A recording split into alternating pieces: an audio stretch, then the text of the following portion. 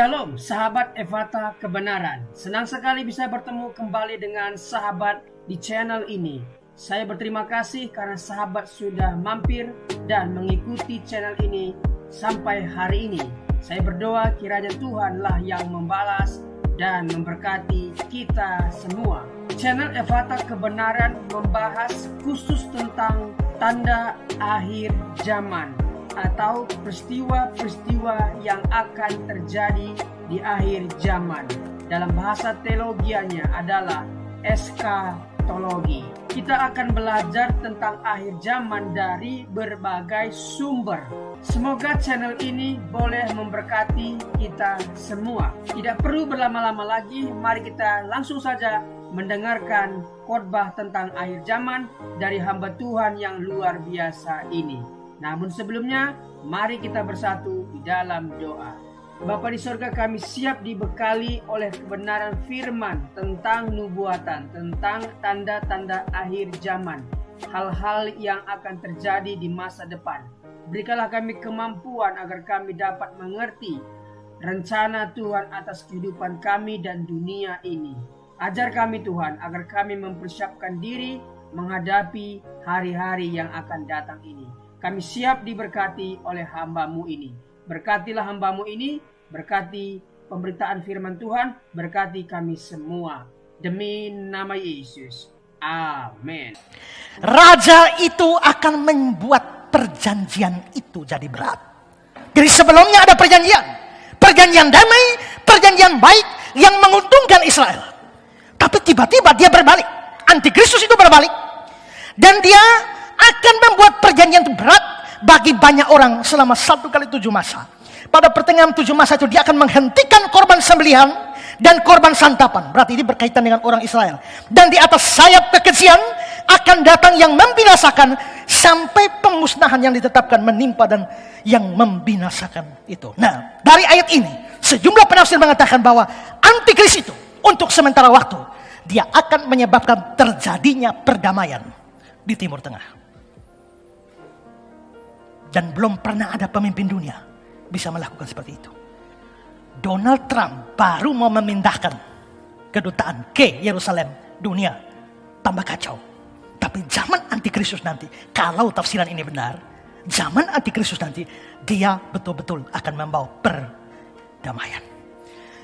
Kalau dia bisa melakukan perdamaian seperti itu, tidakkah dia itu seorang politikus jenius? Hitler. Dia akan mendatangkan perdamaian yang sedemikian rupa di Timur Tengah.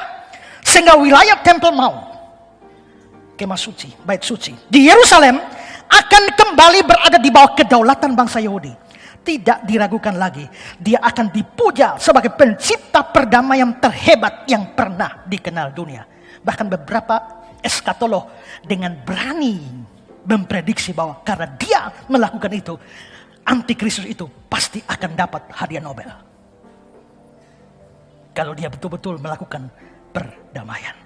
Kalau itu benar, dia memang orang jenius politik. Jenius pidato, jenius politik. Ketiga, jenius dalam bidang ekonomi. Daniel 11:43. Dia, itu konteksnya raja itu, ya. Dia akan menguasai harta benda, emas dan perak, dan segala barang berharga negeri Mesir, orang Libya, orang Ethiopia yang akan mengikuti dia. Intinya, negara-negara lain, bangsa-bangsa lain, kekayaannya itu dikuasai oleh antikristus ini. Oleh raja ini. Tapi ini dijelaskan lebih baik di dalam Wahyu. Wahyu 13, 16, 17. Dan ia, itu antikristus. Ia menyebabkan sehingga kepada semua orang, kecil atau besar, kaya atau miskin, merdeka atau hamba, diberi tanda pada tangan kanannya atau pada dahinya. Dan tidak ada seorang pun yang dapat membeli atau menjual selain daripada mereka yang memakai tanda itu, yaitu nama binatang itu, binatang antikris atau bilangan namanya.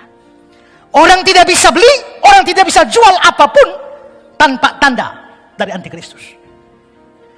Saudara, kalau ini adalah suatu kekuasaan penguasa dunia, dan orang dari belahan dunia manapun tidak bisa jual tanpa antikristus, tidak bisa membeli tanpa antikristus. Saudara, coba pikirkan. Itu berarti si antikristus ini, dia mengatur sistem perekonomian dunia di bawah kontrol dia. Sehingga tidak ada yang bisa jual, tidak ada yang bisa beli sesuatu tanpa tanda antikristus. Saya kutip Hitchcock lagi. Antikristus akan menjadi CEO setan dalam perekonomian dunia. Dia akan menetapkan besarnya bunga, harga, nilai saham, dan tingkat penawaran. Di bawah kepemimpinannya, semua akan dinasionalisasi atau diinternasionalisasi dalam kendalinya. Orang tidak bisa jual apa-apa, beli apa-apa tanpa antikristus. Orang Kristen bisa mati kelaparan. Kecuali menyembah dia, dapat makan. Makanya William Newell mengatakan begini, jebakan atau jerat baja dari iblis. Sembahlah Kristusku. Kan Kristusnya dari Allah itu Yesus.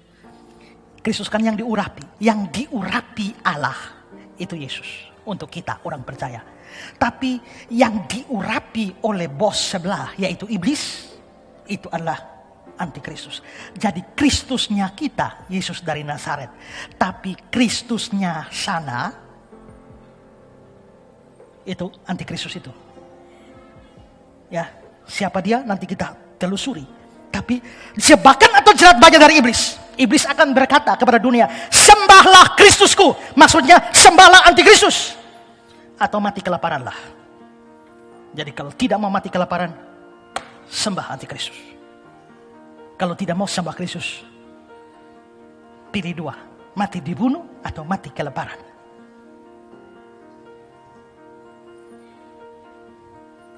Nah, bayangkan. Kalau dia bisa mengatur seluruh dunia seperti itu. Ini orang pakar ekonomi. Jenius ekonomi. Pidato hebat. Politik hebat. Ekonomi hebat. Berikut. Dia jenius dalam bidang militer. Ini bisa dilihat dari gambaran atau tipe perjanjian lama. Secara khusus itu Antiochus Epiphanes. Yang sudah kita bahas.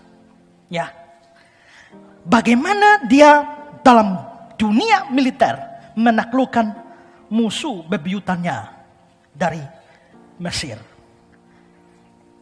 Daniel 11:40 sampai 44. Raja negeri utara akan menyerbunya dengan kereta dan orang-orang berkuda dengan banyak kapal. Dan ia akan memasuki negeri-negeri, mengendangi dan meliputi semuanya seperti air bah. Juga tanah permai itu Israel. Juga tanah permai akan dimasukinya, banyak orang akan jatuh. Tapi dari tangannya akan terluput tanah Edom, tanah Moab, dan bagian penting Bani Amon. Dia akan menjangkau negeri-negeri. Negeri Mesir tidak akan terluput. Dia akan menguasai harta benda, emas, perak, segala barang berharga negeri Mesir. Orang Libya serta orang Ethiopia akan mengikuti dia. Tapi kabar-kabar dari sebelah timur dan sebelah utara akan mengejutkan hatinya sehingga dia akan keluar dengan kegeraman yang besar untuk memusnahkan dan membinasakan banyak orang. Menggambarkan kekuatan besar dari Antiochus Epiphanes menaklukkan seluruh bangsa pada zaman itu. Raja Syria.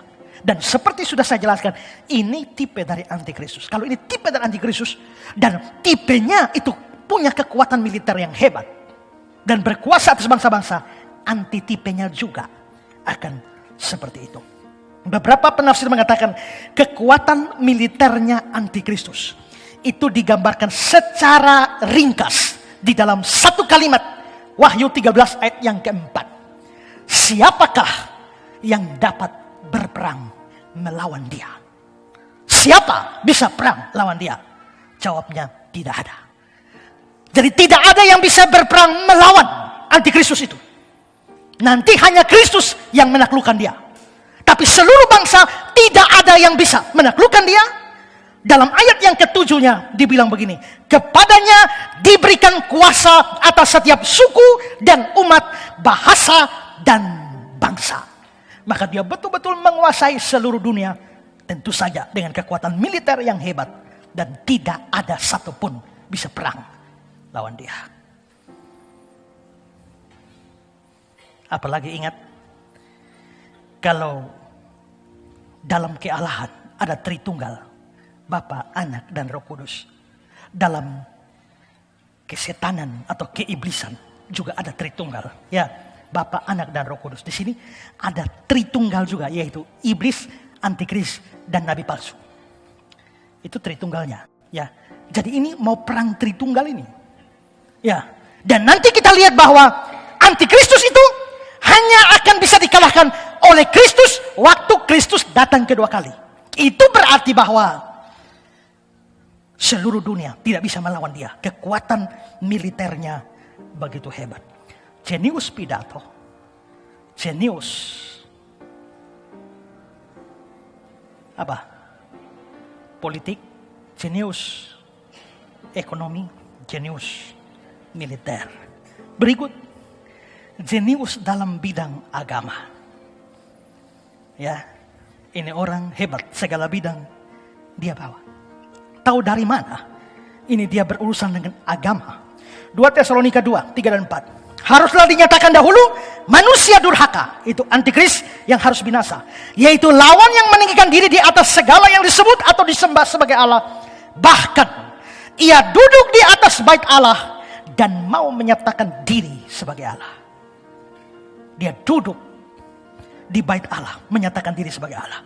Lalu Herman Ridderbos memberi komentar tentang ini, ayat ini dikatakan, duduk di bait Allah merupakan tanda kekuasaan ilahi, atau dengan kata lain, seseorang yang mau mengangkat dirinya sendiri menjadi serupa dengan Allah. Jadi antikristus ini mengangkat dirinya menjadi Allah. Bandingkan dengan Wahyu 13 ayat 8. Dan semua orang yang diam di atas bumi akan menyembahnya. Semua orang akan menyembahnya. Saudara, bahwa dia menyatakan diri sebagai Allah dan disembah menunjukkan kekuatan dan kejeniusannya dalam bidang agama. Karena agama berkaitan dengan penyembahan kepada Allah. Tapi sekarang bayangkan, kita di dunia ini dengan banyak agama, masing-masing menyembah Allahnya yang dia percaya.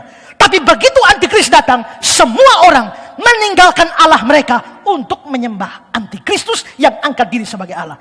Siapakah orang ini yang bisa mempengaruhi seluruh agama di dunia untuk beralih menyembah dia? Kalau dia tidak jenius dalam urusan agama. Hitchcock, anak setan yang sangat bertalenta ini, mampu melakukan hal yang tidak pernah dilakukan pemimpin agama lainnya. Dia akan melakukan hal yang tidak pernah dilakukan Muhammad, Buddha, atau Paus. Mempersatukan dunia dalam ibadah. Semua agama di dunia akan dipersatukan untuk menyembah satu orang.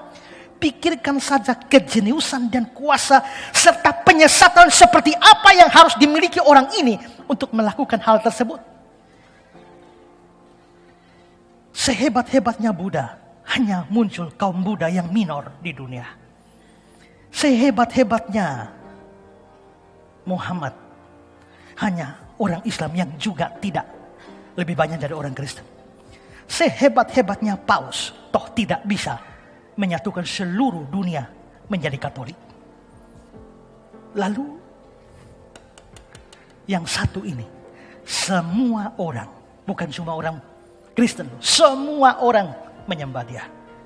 Berarti orang-orang dari agama macam-macam harus murtad dari agama mereka untuk menyembah orang ini.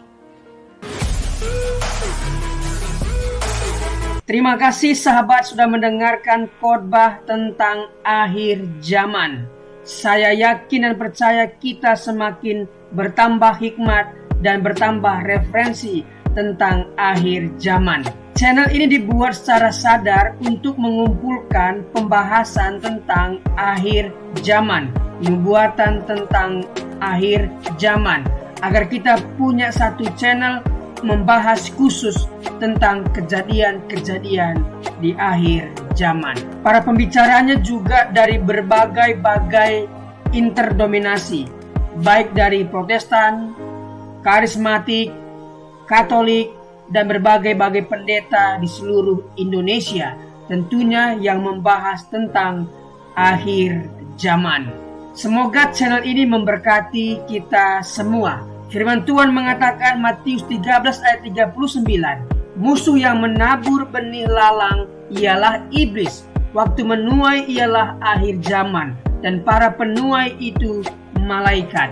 Matius 22:23-24. Pada waktu itu, jika orang berkata kepadamu, lihat, Mesias ada di sini, atau Mesias ada di sana, jangan kamu percaya, sebab Mesias palsu dan nabi-nabi palsu akan muncul, dan mereka akan mengadakan tanda-tanda yang dahsyat dan mujizat-mujizat, sehingga sekiranya mungkin mereka menyesatkan orang-orang pilihan juga. 1 Tesalonika 4 ayat 15-16. Ini kami katakan kepadamu dengan firman Tuhan, kita yang hidup, yang masih tinggal sampai kedatangan Tuhan, sekali-kali tidak akan mendahului mereka yang telah meninggal. Sebab pada waktu tanda diberi, yaitu pada waktu penghulu malaikat berseru dan sangkakala Allah berbunyi, maka Tuhan sendiri akan turun dari sorga, dan mereka yang mati dalam Kristus akan lebih dahulu bangkit. Matius 24 ayat 24. Karena itu berjaga-jagalah, sebab kamu tidak tahu pada hari mana Tuhanmu datang. Matius 26 ayat 64. Jawab Yesus, engkau telah mengatakannya, akan tetapi aku berkata kepadamu, mulai sekarang kamu akan melihat Anak Manusia duduk di sebelah kanan yang Maha Kuasa dan datang di atas awan-awan di langit. Tuhan akan menjemput kita di langit, dan kita akan datang menyongsong Dia di langit, sampai nanti kita akan memerintah di kerajaan 1000 tahun. Tuhan Yesus memberkati. Mari kita berdoa. Tuhan, terima kasih buat pemaparan firman Tuhan tentang akhir zaman yang disampaikan oleh hamba-Mu yang luar biasa ini. Berkatilah hamba-Mu ini, pelayanan, keluarga, setiap pekerjaan yang dia kerjakan dibuat Tuhan berhasil dan beruntung. Kami yang mendengarkan firman ini berterima kasih Tuhan, karena kami semakin bijaksana menambah referensi baru tentang akhir zaman. Apa yang harus kami lakukan menjelang akhir zaman? Tentunya harus mendekatkan diri, melekat dengan Tuhan, sehingga ketika waktu itu tiba, kami diangkat dan bersama-sama dengan Tuhan di langit dan akan memerintah di kerajaan 1000 tahun nantinya. Terima kasih Tuhan, demi nama Yesus. Amin.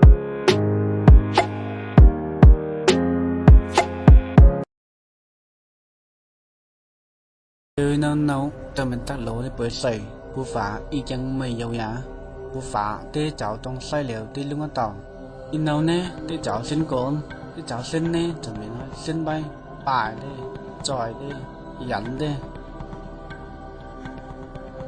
coi à mày tu xin nào muốn tới lịch xa tán tê nè cháu ngạo mày mòn chủ bù phá ao tê đọc lên nó tê chỗ khai sĩ sẽ coi cha xin nào mà bài đi bây giờ cho mình cha xin nào bên ngoài với bài xa tán ya bù phá cho mình không hay nào như vậy mình đi luôn tàu thằng này bây giờ đi tập xa tán và cha xin vào cái một bù phá bay cho bên pan ăn bay tối lầu càng thì pay mà thằng pay mặt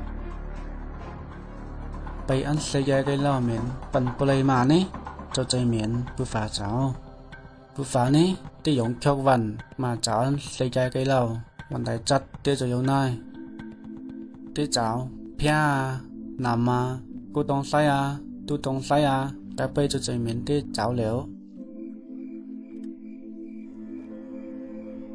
ไปยาเตกุยทันอีกไงไหน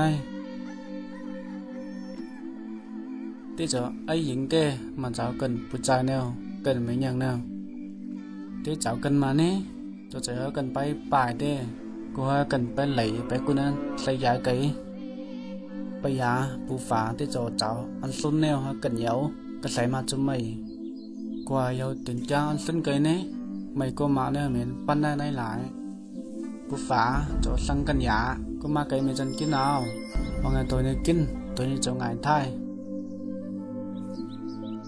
bây giờ in đâu cần và bù phá hô xí trong xây cần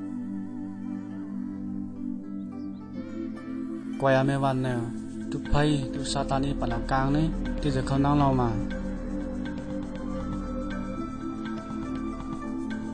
ไปลกกันหยาผู้ฝาติดล่าแบบตัวนี้กันหยาซ้อมมาตอนตัวกันโซ่ติมาตัวนี้กันหนาวไปยากันจะต้องไปกลางกินน้ำมันลงไปกินลงไปจะไม่ฝาละnhư vậy bố phá càng bố giá soi cần lòng mình thái đi vào nè bây giờ cần lòng mình phạm cho bố phá khát tuấn đấy như bố phá mình nó phạm nó mình soi cần lòng mình phạm soi miếu con căn này nào soi cho khát tuấn bay tổng nhà bạn nón phe với căn sung thu phe có bên này nó bây giờ quay cần lòng mình bố phá chảo màยิงผู้ฝ่ายเอานางเหล่านี้กันจูนำทางเบ็ดทายาในกันฝาไป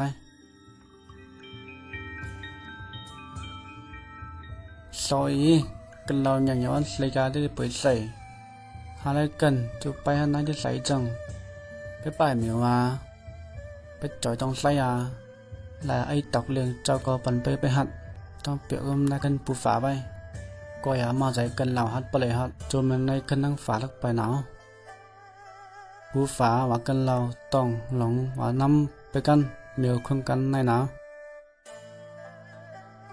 ก็อย่าผู้ฝานี้ที่ยันใจหันนิ้นกันยังไงกันเราเหมือนไอ้หญิงได้มาเจ้าเปียได้จะให้อีหลอกตอกเตเยซูร้อนเสียไกมาเจ้าฝามกันเรา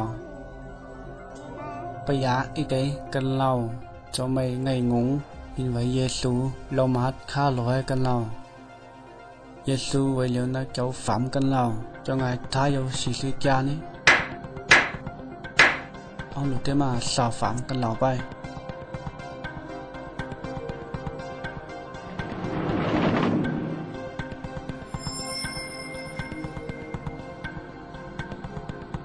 อยากกันเราสัญเยซูไปหินซ่าเกี่ยวกับมาต่อไปเกี่ยมเยซูไปนี่ทั้งเบ็กกันเราท้ายยาบนขั้นโจในขันฝาใบว่าปูฝาเยาจิใส่วันยามีสัญญาสลานี้นิทายาเนี่ยจะไปเก็บไพ่ไปที่ไต้ฟุ้งเหมือนไต้ต่อยปูฝาเจ้าตีปล่อยไพ่ซอยวงอยากกันเราไม่ไปเก็บเยซูหนาวมีตั้งลำเขาปูฝาลำเขาเยซูกลางหนาวไปปลายไพ่ไปเก็บไพ่จะลองตีไปโยโหโยคำวางกันเราเก็บเยซูนี้กันเราทายาจนในคันเตียงฝาไปอีไว้เยซูจะใจตองกองลงไปกันเทียบค่าเราต่อแนวขึ้นไปในทั้งปูฝาตั้งหน้าบางอย่างตัวสัญญาโซนี้จนในคันฝาไปว่าปูฝาหน้าเยาจึงใส่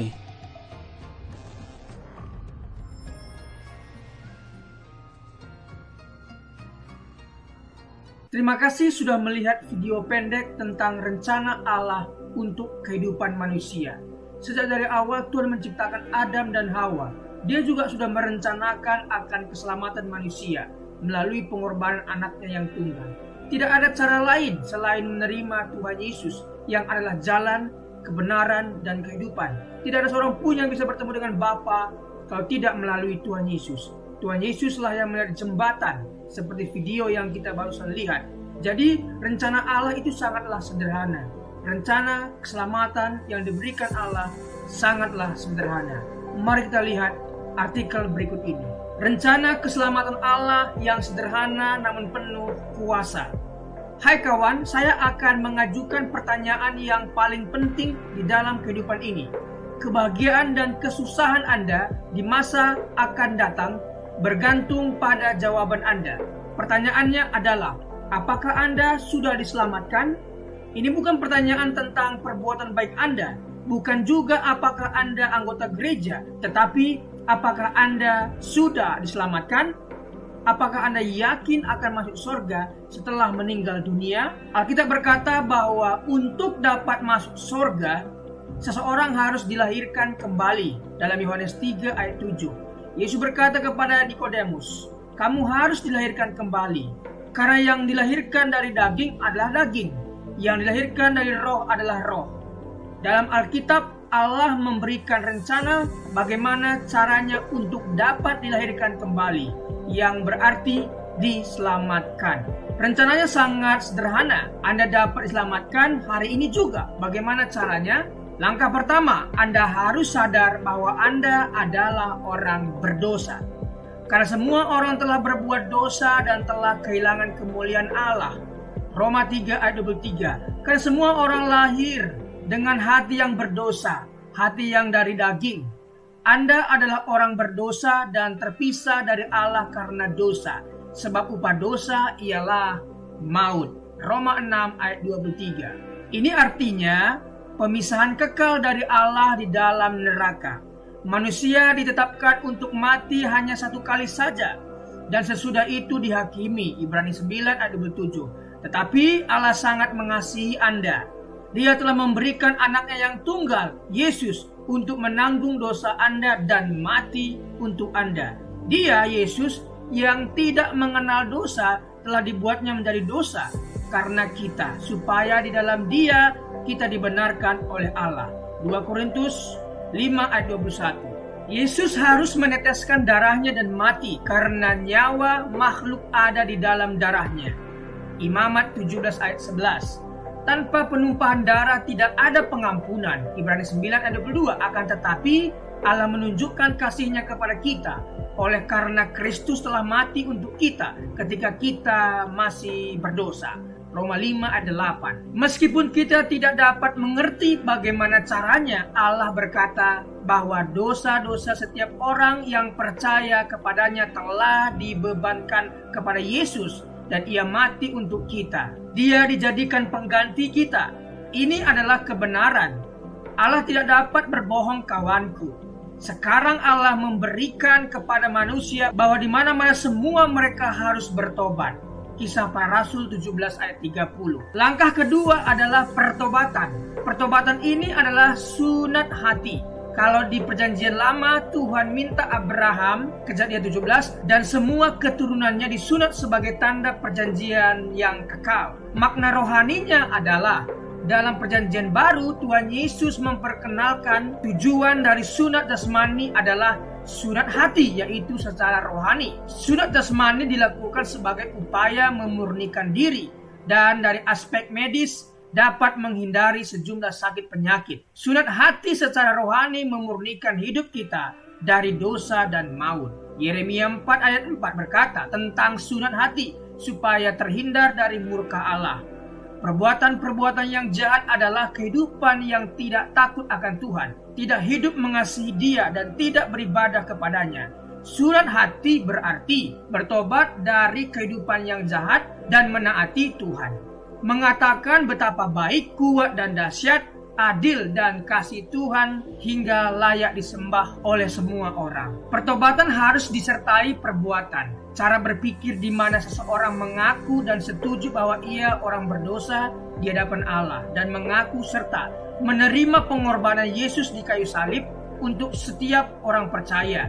Dalam Kisah Rasul 16 ayat 30-31, penjaga-penjaga Filipi bertanya kepada Paulus dan Silas, "Tuan-tuan, apakah yang harus aku perbuat supaya aku selamat?" Jawab mereka, "Percayalah kepada Tuhan Yesus Kristus dan engkau akan selamat." Percayalah kepadanya sebagai seorang yang telah menanggung dosa-dosa Anda dan mati mengganti Anda, dikuburkan dan dibangkitkan kembali oleh Allah.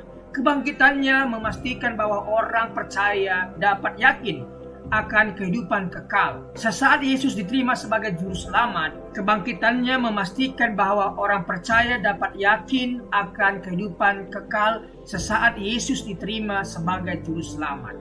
Tetapi semua orang yang menerimanya diberinya kuasa supaya menjadi anak-anak Allah, yaitu mereka yang percaya dalam namanya. Yohanes 1 ayat 12. Sebab barang siapa yang berseru kepada nama Tuhan akan diselamatkan. Roma 10 ayat 13. Barang siapa dalam kutipan di atas termasuk Anda diselamatkan bukan berarti mungkin atau dapat, tetapi pasti diselamatkan. Tentu Anda sadar bahwa Anda seseorang berdosa. Saat ini juga, dimanapun Anda berada, bertobatlah, serahkanlah hatimu kepada Allah dalam doa pengakuan dosa. dan pertobatan yang sungguh-sungguh. Dalam Lukas 18 ayat 13, seorang yang berdosa berdoa, "Ya Allah, kasihanilah aku orang berdosa ini." Berdoalah, "Ya Allah, aku tahu bahwa aku adalah orang berdosa. Aku percaya bahwa Yesus telah menggantikan aku waktu dia mati di kayu salib. Aku percaya bahwa penumpahan darahnya, kematiannya, penguburannya, dan kebangkitannya adalah untuk aku.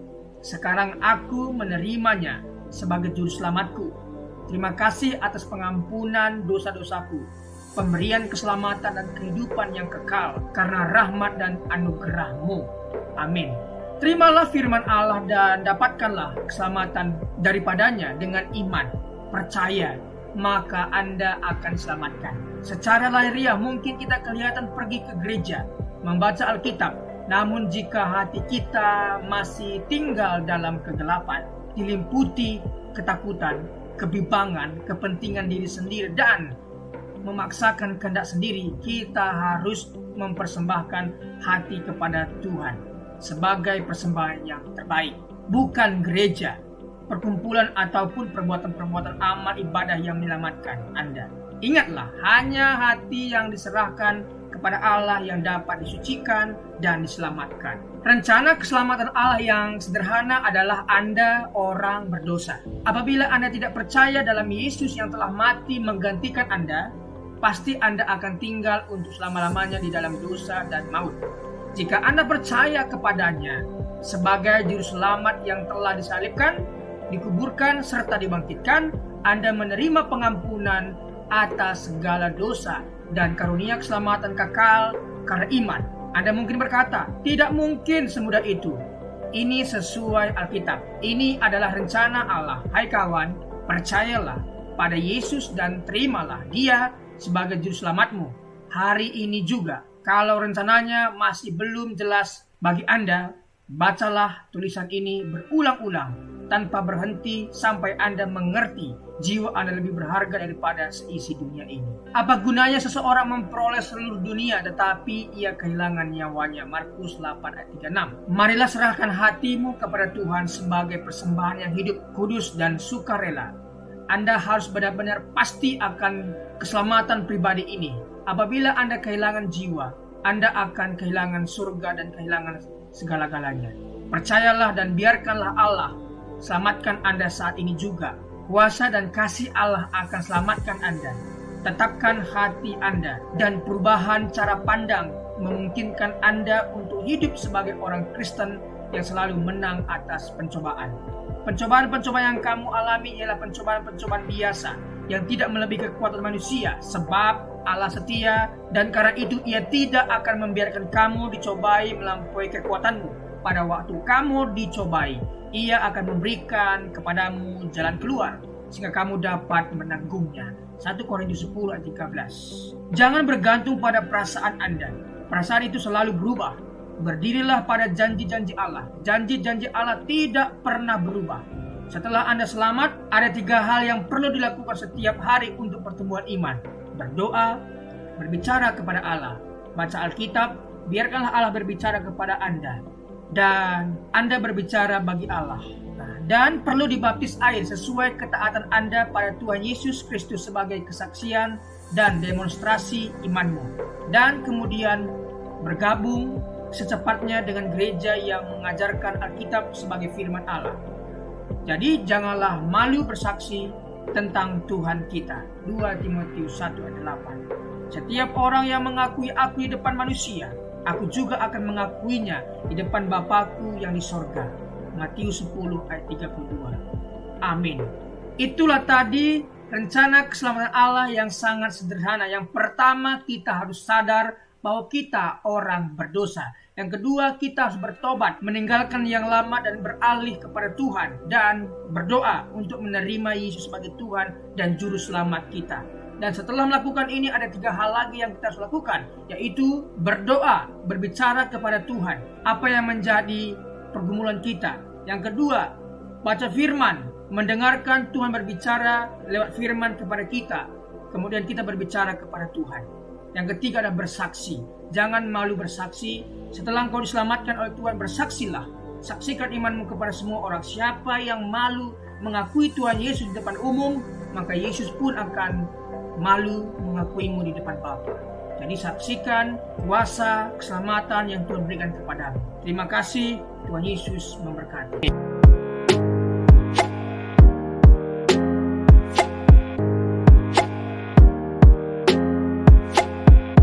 Dalam kesempatan kali ini kita akan membahas satu tema yang cukup baik, yaitu menanti dan berjaga-jaga.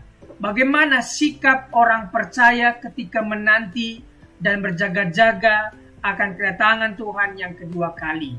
Mari kita baca Lukas 21 ayat 25 sampai 36. Saya percaya kita sudah membacanya.